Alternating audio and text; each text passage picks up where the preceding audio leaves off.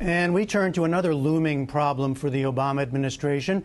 Did the White House inappropriately push along financial help for a now bankrupt solar panel manufacturer? A congressional hearing today focused on the administration's very public embrace of that company. Ray Suarez has the story. It began in September 2009 with Vice President Joe Biden on a video link announcing a federal stimulus loan for Solyndra. 9 months later, in May 2010, President Obama toured the solar panel company in Fremont, California. It was part of his push to use the stimulus for creating green technology jobs. Less than a year ago, we were standing on what was an empty lot. But through the Recovery Act, this company received a loan to expand its operations. This new factory is the result of those loans. When it's completed in a few months, Solyndra expects to hire 1,000 workers to manufacture solar panels and sell them across America and around the world. All told, Solyndra received $527 million in federal aid, one of many companies to receive stimulus money in the form of loan guarantees. But foreign competition proved too much, and Solyndra filed for bankruptcy in August, closing its doors and laying off more than 1,000 employees. Even before then, as far back as 6 months ago, House Republicans had charged the loan was ill-conceived, and they began investigating. We convene this important hearing. The issue went before an Energy and Commerce subcommittee. Republican Fred Upton of Michigan chairs the full committee.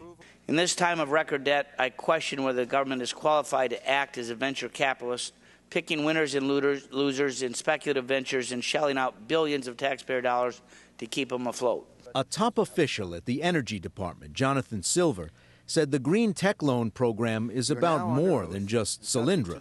This isn't picking winners and losers. It's helping ensure that we have winners here at all. We invented this technology, and we should produce it here.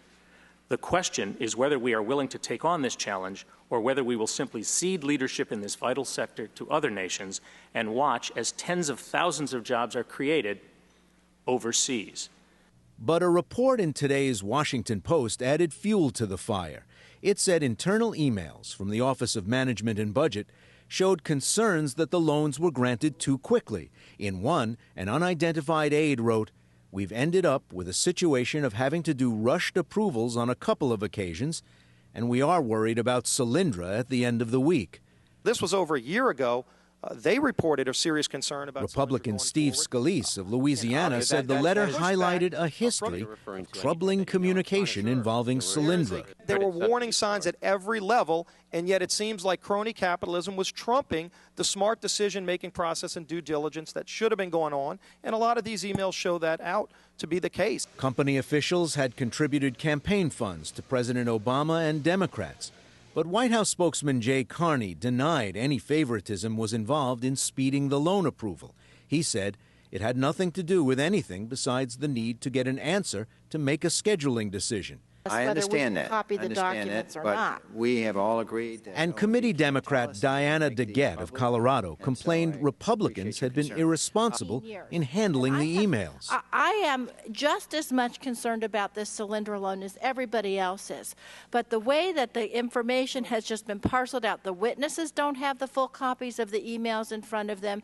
The minority doesn't have the full copies of the emails in front of them until we ask for them. That is not in the grand tradition of this subcommittee.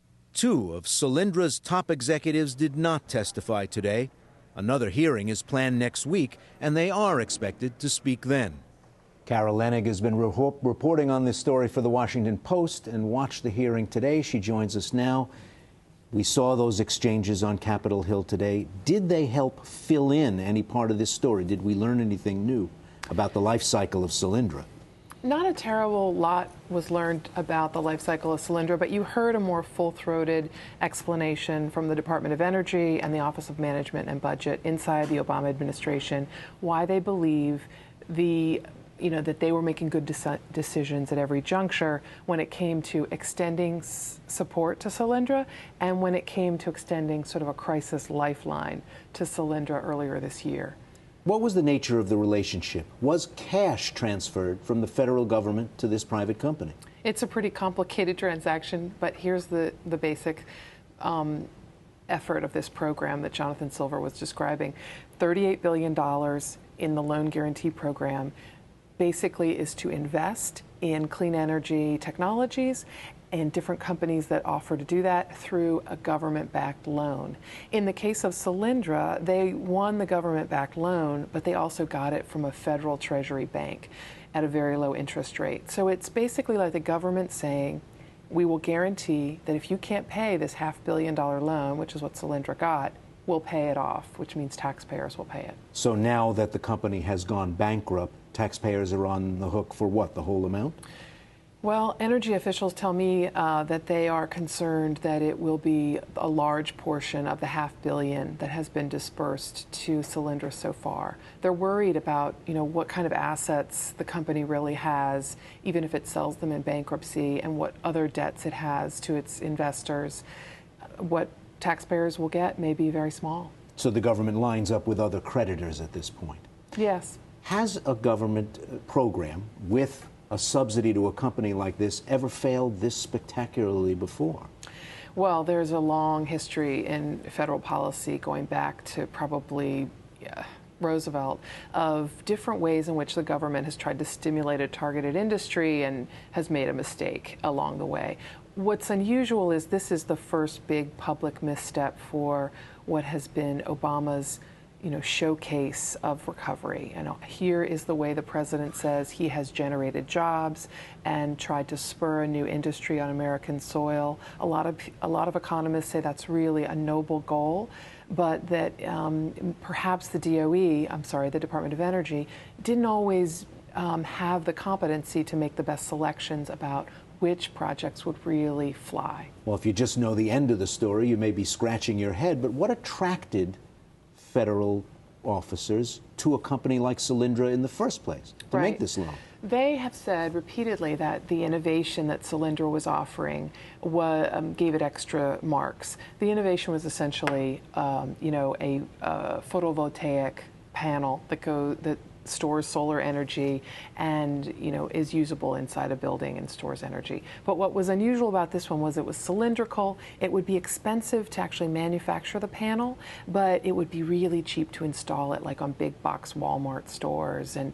that gave it an edge. The problem was that Solyndra's equipment was so expensive to produce that they never got to take advantage of sort of the installation, the low cost for installation. But here's the issue, actually, Ray, with Solyndra and why people have so many questions about them.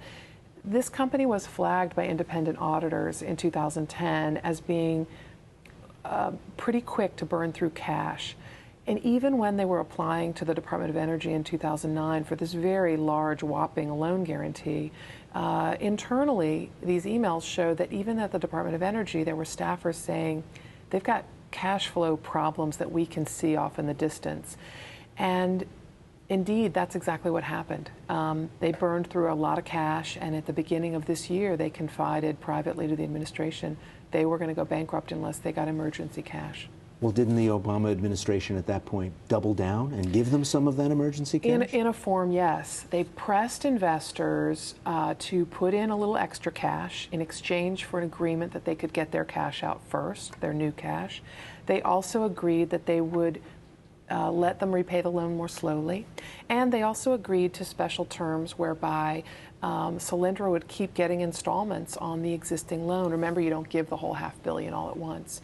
So from that time of warning until today, taxpayers have now got another $67 million extended to this company that was really on the brink of collapse. Now, this is a company that approached the Bush administration for a similar kind of help and was in the process of this request.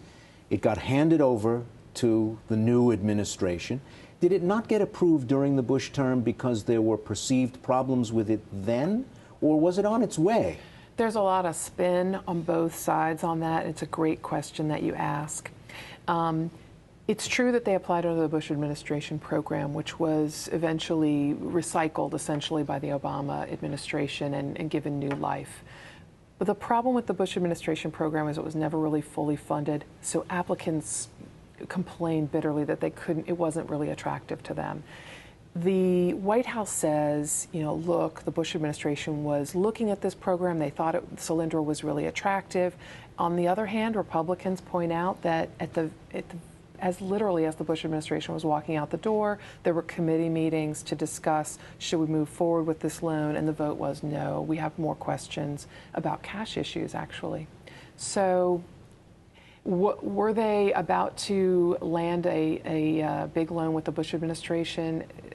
Unlikely. Were they being reviewed as a serious contender? It looks like they were. To be continued. Carol Leonnig of The Washington Post, thanks for joining us. Thank you.